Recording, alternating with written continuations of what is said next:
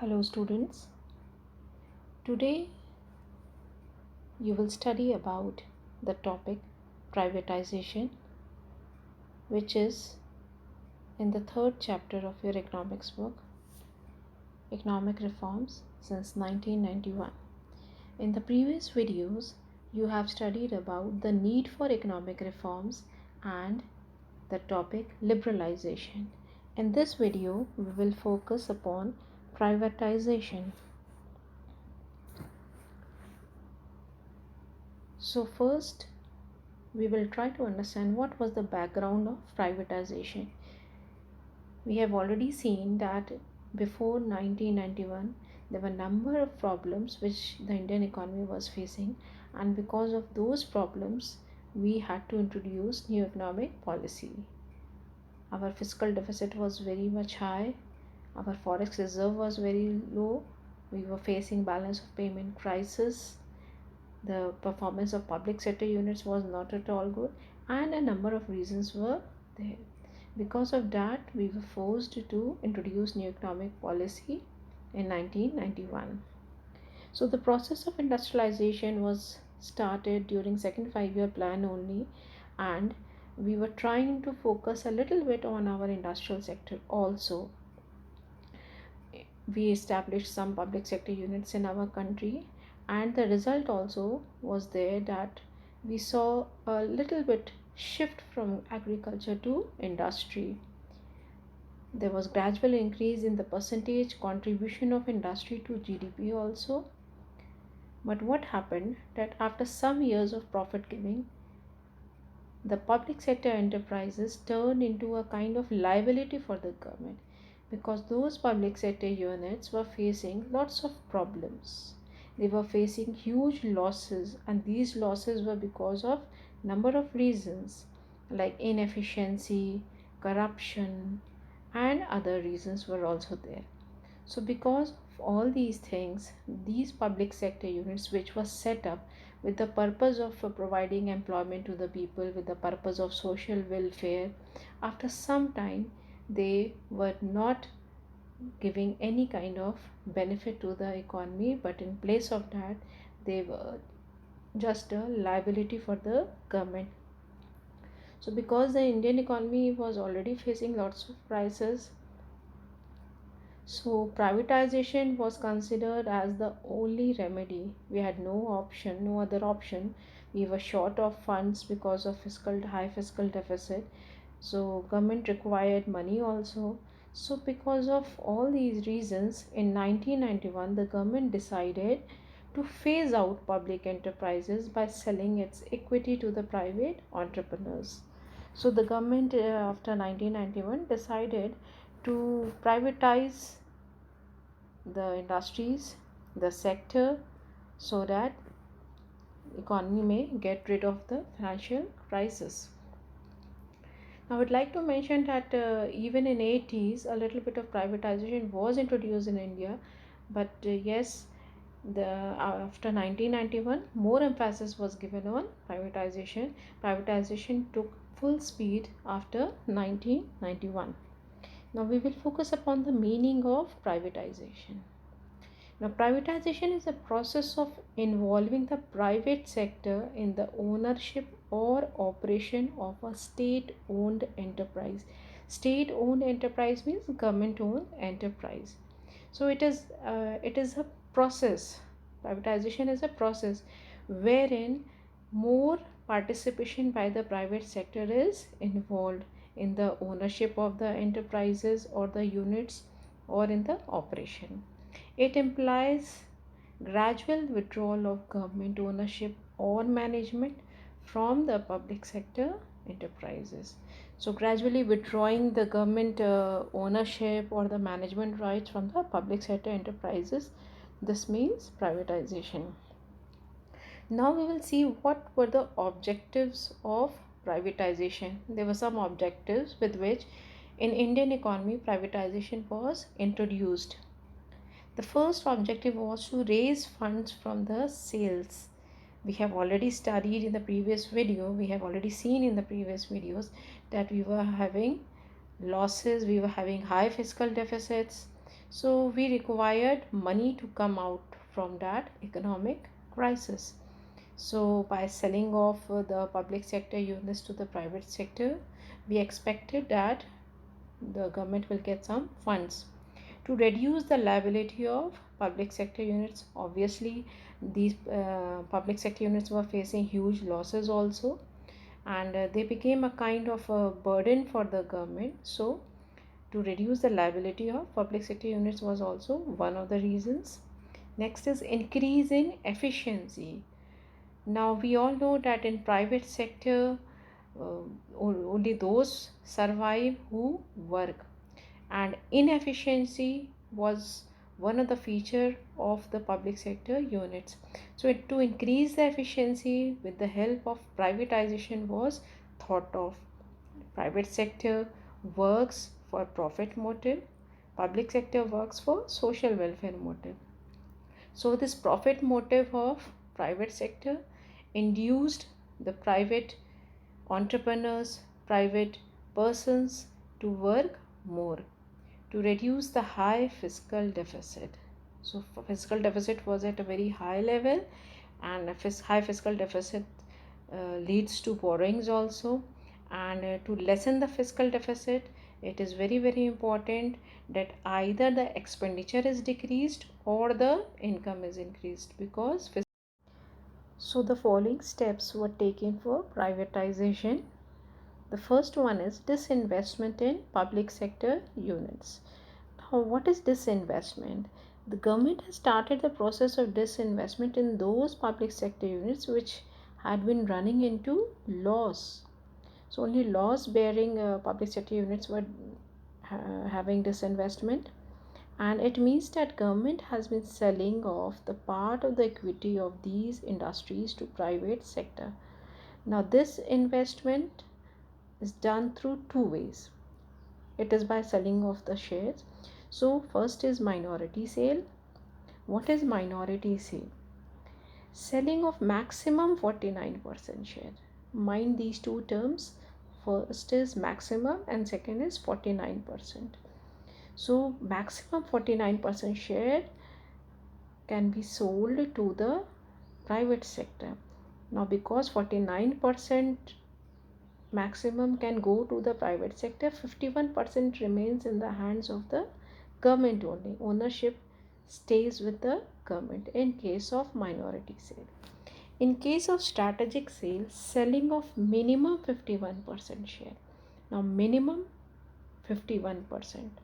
This means that now the majority share goes in the hands of the private sector, because minimum 50% government has to give to the private sector under strategic sale, and less share remains with the government. So ownership in this case is transferred from government to the private sector. So ownership is transferred in the second case. This is the difference between the minority sale and the strategic sale. So through these two means, the disinvestment in public sector units was done with the motive of getting some profit from it. Then next is minimization and de-reservation of public sector. So because public sector units were not performing very good, so because of this reason it was thought that now the participation of the government from the public sector will be lessened. So with the view to lessen this participation, now more importance was given to the privatization, and a number of industries reserved for public sector earlier was reduced from 17 to 2 at present. So now only railway operations and atomic energy are there in public sector, and rest have been transferred to the private sector. The government also made attempts to improve the efficiency of the public sector units by giving them autonomy in taking managerial decisions. This was very much required, because lots of interference hinders the efficiency. So by granting them autonomy in taking some managerial level decisions, it was thought that the efficiency will increase. For instance, some public sector units have been granted special status as Maharatnas, Navratnas, and Mini Ratnas.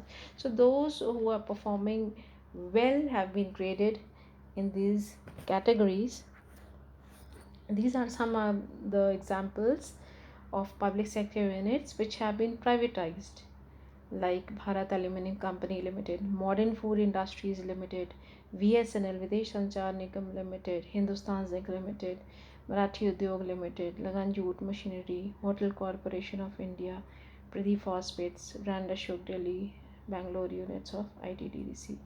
Even Maruti is also there. So now the question is, what should be adopted?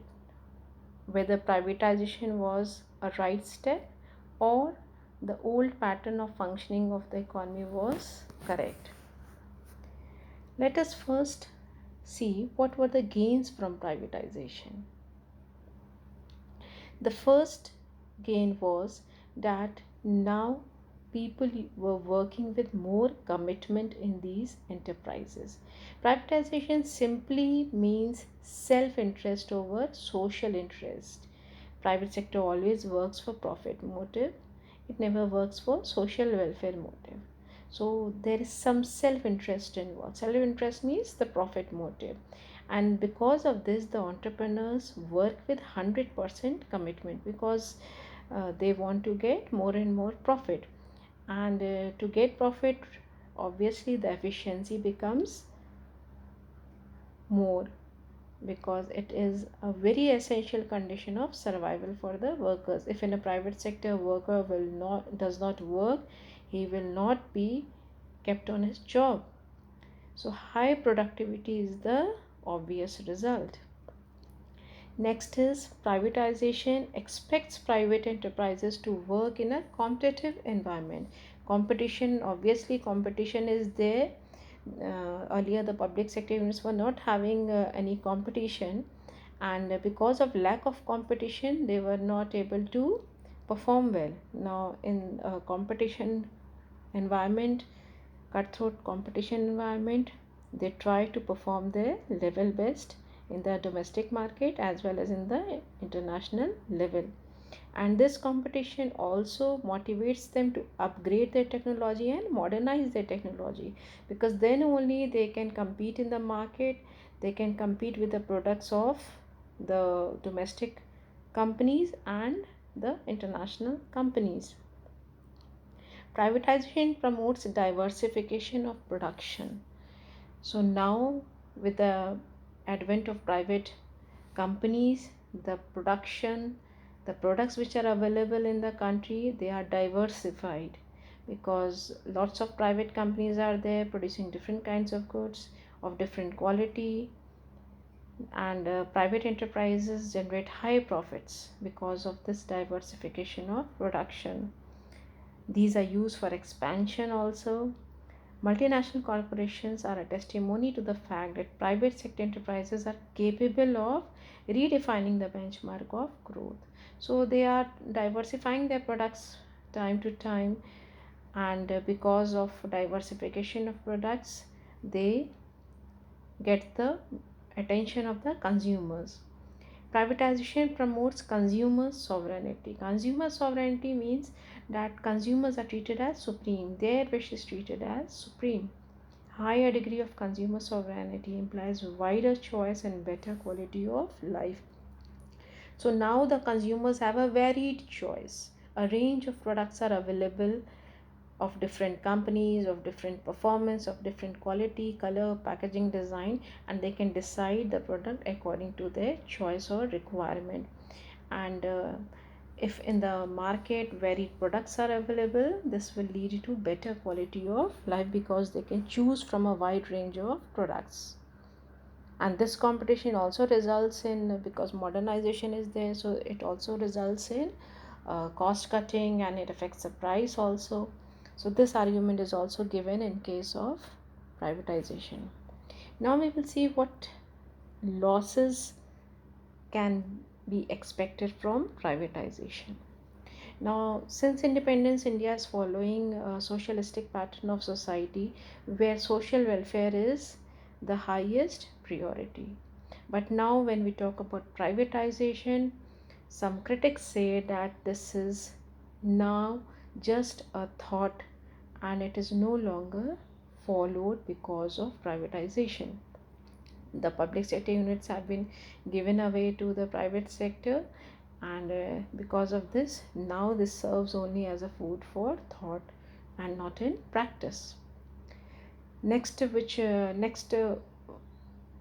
demerit which the critics argue is is, is that privatization encourages the free play of market forces. Market forces means the demand and supply, so it encourages it, and because of this, goods are produced only for those who have the means to buy them.